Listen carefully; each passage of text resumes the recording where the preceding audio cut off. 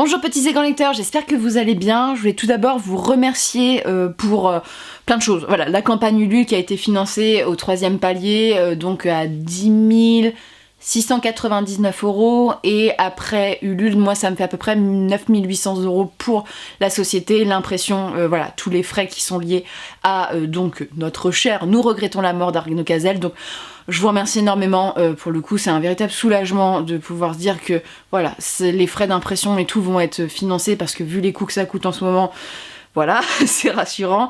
Deuxième point, je voulais vous remercier, alors surtout vous annoncer, je sais pas, peut-être que je voulais annoncer dimanche, c'est potentiellement vrai parce que je tourne les vidéos un peu dans n'importe quel ordre. Une couronne d'os et d'épines a été sélectionnée pour le prix du PLIB, c'est-à-dire qu'on est parmi les 5 finalistes finaux, on va dire, pour le PLIB, ce qui est exceptionnel. Voilà, on n'en revenait pas avec Émilie, et je voulais remercier s'il y a des gens qui ont chroniqué le livre et qui ont voté pour le livre, voilà, sur le PLIB. Je suis hyper contente parce que, vu la taille de notre structure, ça paraît totalement improbable, et je suis hyper contente que le livre plaise, que ça soit autant de coups de cœur autour de ce livre, et de voir que notre travail a fonctionné avec Émilie, et de voir que Émilie, voilà, puisse bénéficier aussi d'un petit peu de coup de pouce vis-à-vis du PLIB. Bien sûr, Émilie sera en dédicace voilà, au cours notamment du mois de mai, du mois de juin et du mois de juillet pour l'instant, et potentiellement à la fin du mois d'avril, je vous le reconfirmerai en onglet communauté sur YouTube et sur Instagram, mais on a postulé pour Westurland à Rennes, donc je vous dirai si nous y sommes ou pas. Au lieu de m'apesantir sur les aventures des 3 Nornes, je vais vous présenter 3 livres. Alors c'est 4 livres, pour l'un lié au Seigneur des Anneaux, pour l'autre un essai très intéressant sur la beauté, voilà, je vais vous expliquer, et une BD qu'on m'a offert en salon et qui est vraiment très intéressante, donc on commence.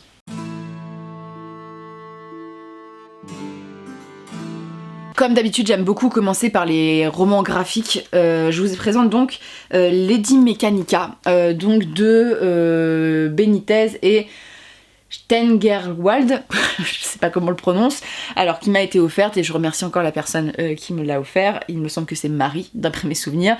Je suis pas du tout bonne pour retenir les prénoms, sachez-le. On est donc sur une BD très très bien dessinée. Alors, je vais vous chercher une petite planche.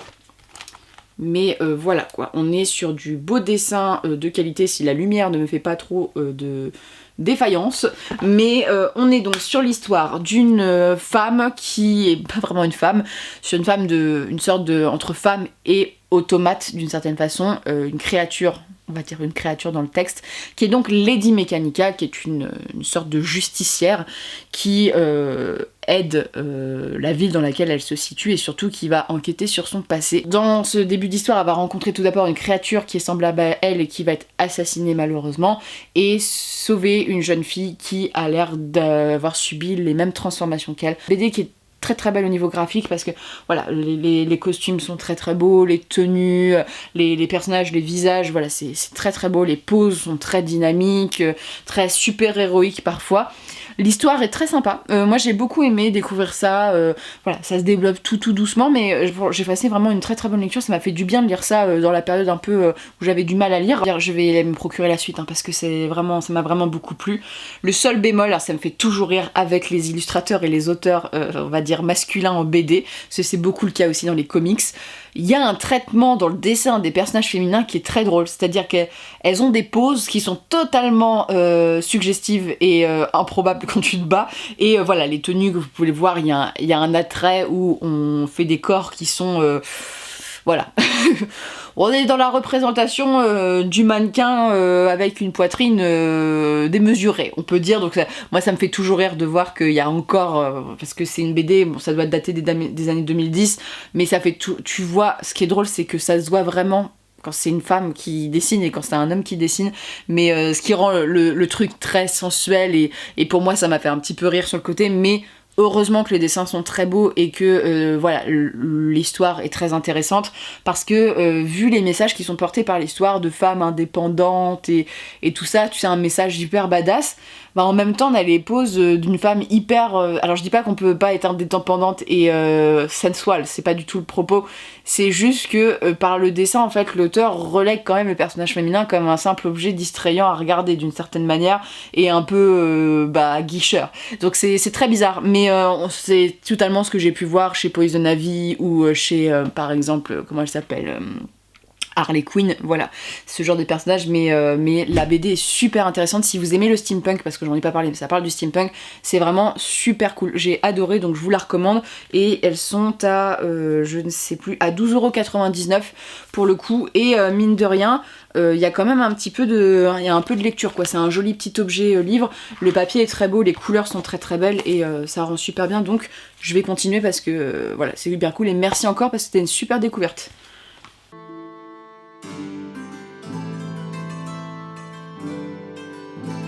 Ensuite, ce sont 2 romans que m'ont envoyé les éditions Christian Bourgois. Alors, c'est des livrets plus que des romans, d'une certaine manière, mais ils sont super mignons et je trouve que c'est vraiment une bonne idée de cadeau.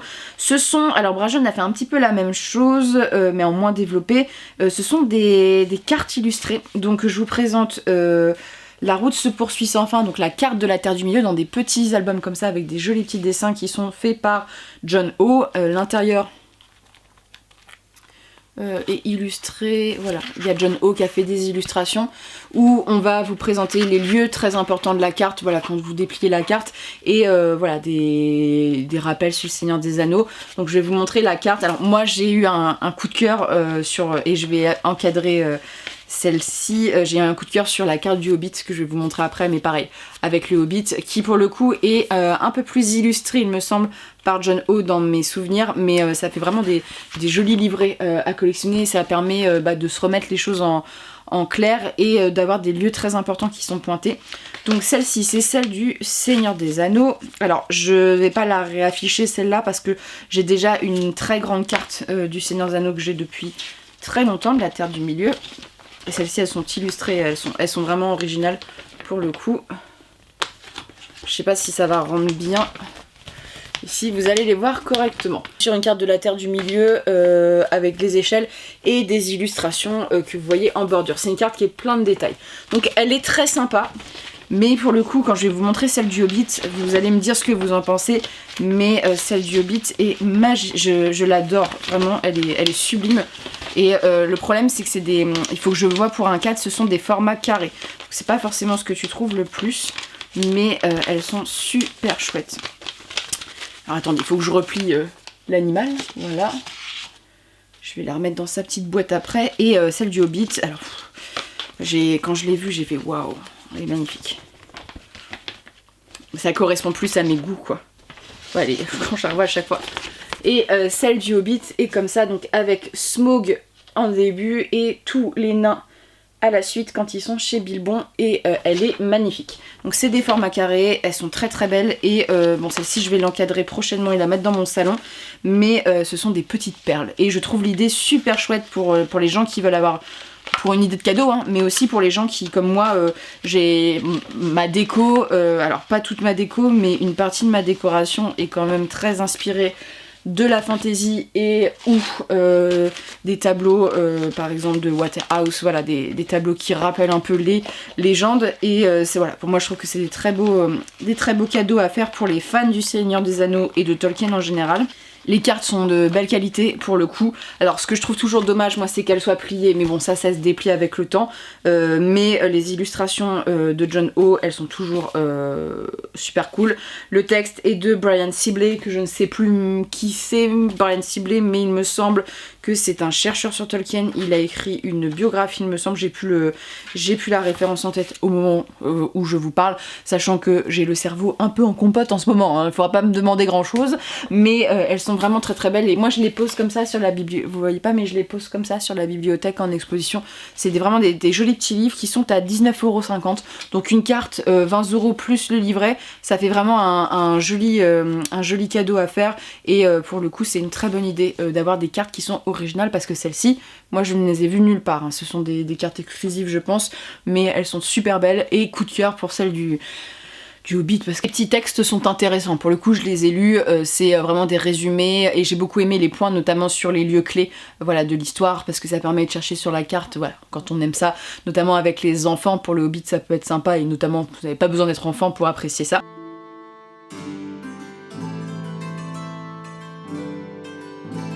Ensuite, je vais vous présenter un essai qui m'a un peu chamboulé. Alors, je l'ai lu, souvent les essais je les lis quand même rapidement, mais celui-ci j'ai dû le lire au moins sur 2 semaines, tant parce que j'étais fatiguée, que surtout ça m'a un peu, pas bouleversée, mais ça m'a bousculée comme lecture, parce que je savais qu'il y avait un problème avec ça, mais il y a des choses, je me rendais pas forcément compte de ça, et surtout, alors c'est une thématique, c'est très drôle parce que j'ai voulu lire là-dessus, mais l'autrice est quelqu'un qui est très engagé et parfois très sur ses positions, et qui englobe beaucoup toutes les femmes dans sa recherche, sauf qu'en fait je suis pas du tout le modèle de femme en fait qui est présente. Je me suis pas du tout reconnue à part certains exemples. J'avais quand même une lecture assez extérieure au texte d'une certaine manière, plus en retrait, mais ça m'a bouleversée. Je vous présente Beauté fatale de Mona Chollet.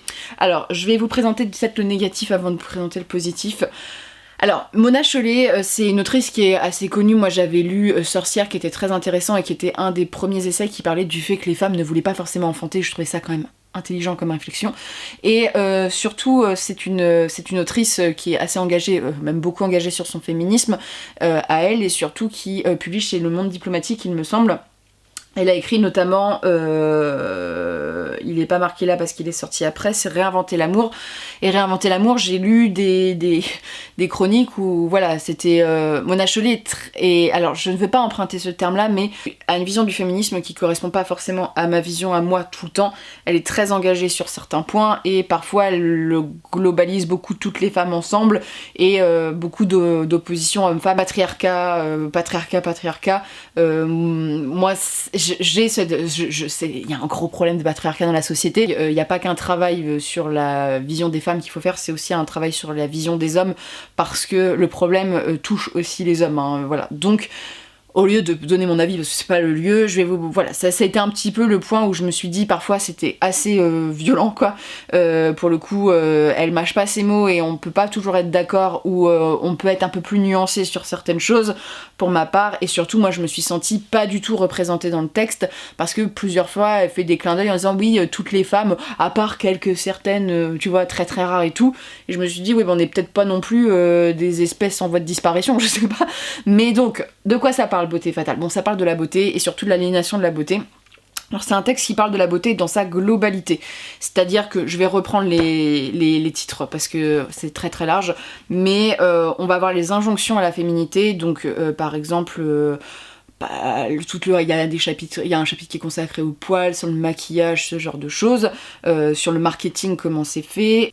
On a aussi beaucoup de critiques. Alors, ce qui a été le plus marquant, moi, c'est au niveau de la mode, du milieu de la mode, du milieu des magazines. Beaucoup de critiques sur comment les femmes et les injonctions sont faites sur leur corps, parce que c'est essentiellement de ça que ça parle, sur les régimes, la dangerosité de ça, sur le mannequinat. On a aussi toute une dénonciation du racisme sous-jacent, voilà, par les marques et tout ça. La chirurgie esthétique, et le fait que c'est une certaine domination sur les femmes. Je vous laisse découvrir ça parce que c'est très très large comme prisme, et c'est assez complet, hein. Pour le coup, le texte fait 280 pages, mais on aborde beaucoup de sujets avec beaucoup de références, voilà, tu peux toujours faire beaucoup plus de recherches. C'est un livre, alors au-delà du fait que, voilà, Mona Chollet, je vous l'avais déjà présenté dans Sorcière, je suis pas d'accord avec tous ces arguments, mais c'est un livre qui m'a chamboulée. Alors, même si je me suis pas reconnue parce que je me maquille pas, que véritablement, moi, les injonctions sur mon corps, et je sais que c'est vraiment, je fais partie de la partie minime de la population, c'est jamais été quelque chose qui m'a vraiment perturbée dans ma vie, voilà, à part rares exceptions, pour le coup. Je suis pas dans l'occupation du corps parce que je suis une femme, il faut que je réponde, voilà, au regard des autres et tout, mais je sais que c'est quand même très minime, voilà, j'ai un rapport à ça qui est très particulier, hein, et je vous le dis comme ça parce qu'on me l'a déjà fait la remarque plusieurs fois. Donc je l'ai lu avec recul et j'ai été très choquée. Alors les régimes et tout, la publicité, on le sait, voilà, tous ces côtés-là, et c'est toujours intéressant d'avoir des exemples.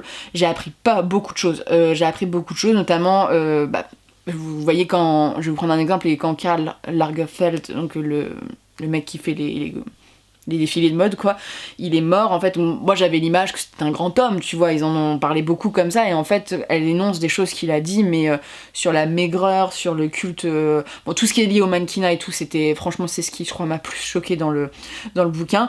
Donc voilà, j'apprends des choses sur les personnages, beaucoup aussi de dénonciation des violences faites sur les mannequins, alors des violences de tout type de nature, hein, et je savais pas que les mannequins étaient aussi sujettes énormément à la violence, agression, voilà, vous voyez de quoi je parle, je peux pas tout dire sur YouTube, c'est ça qui est casse-pied. Au-delà des affaires qui sont plus ou moins connues sur des hommes très célèbres, dont je vais pas citer les noms, mais qui sont choquants, je crois que ce qui m'a le plus choqué, et je vais vous donner un exemple, hein, pour le coup, ça a pas choqué beaucoup, je pense que c'est personnel à chacun, mais quand ils ont... Parce qu'il y a des exemples donnés avec des dates, des noms, quand il y a une jeune mannequin qui est morte de faim dans les coulisses, elle s'est écroulée, elle s'est jamais réveillée parce qu'elle était sous-nourrie, ça m'a choquée. Alors déjà, ça m'a choquée parce que c'est affreux, tu vois, elle avait 23 ou 24 ans, elle était pas vieille, et en fait quand tu vois après la liste des nanas qui étaient pareilles.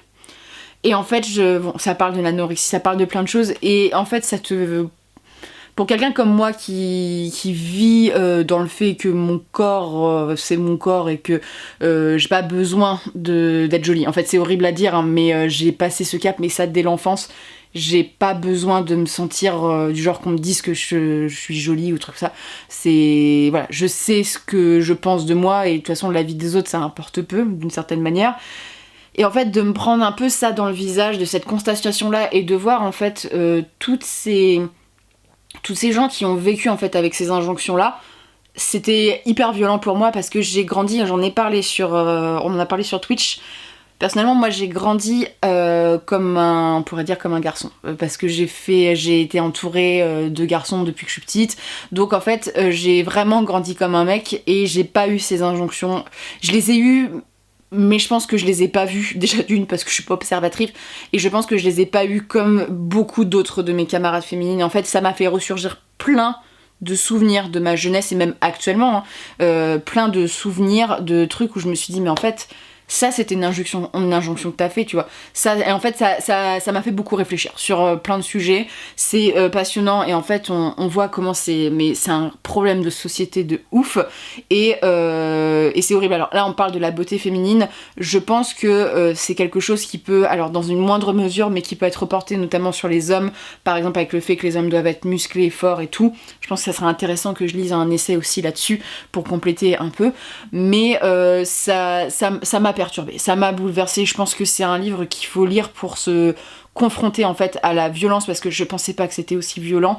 Voilà, bon, après Mona Chollet a toujours une façon de dire les choses très trash, voilà, d'aller comme ça, d'être de montrer les choses. Parfois on n'est pas forcément d'accord avec ses arguments et tout, mais voilà, il y a des faits, il y a des exemples, et la réflexion est intéressante à suivre. Après il faut aussi prendre du recul là-dessus, mais je trouve que c'était intéressant. Et en fait tu vois que l'injonction elle débute en fait ce qui est horrible, hein, c'est que ça débute de l'enfance. Je me suis rendu compte parce que j'étais trop petite, voilà, donc dedans elle donne des exemples où moi j'étais vraiment gosse, donc pour le coup j'avais pas le recul dessus.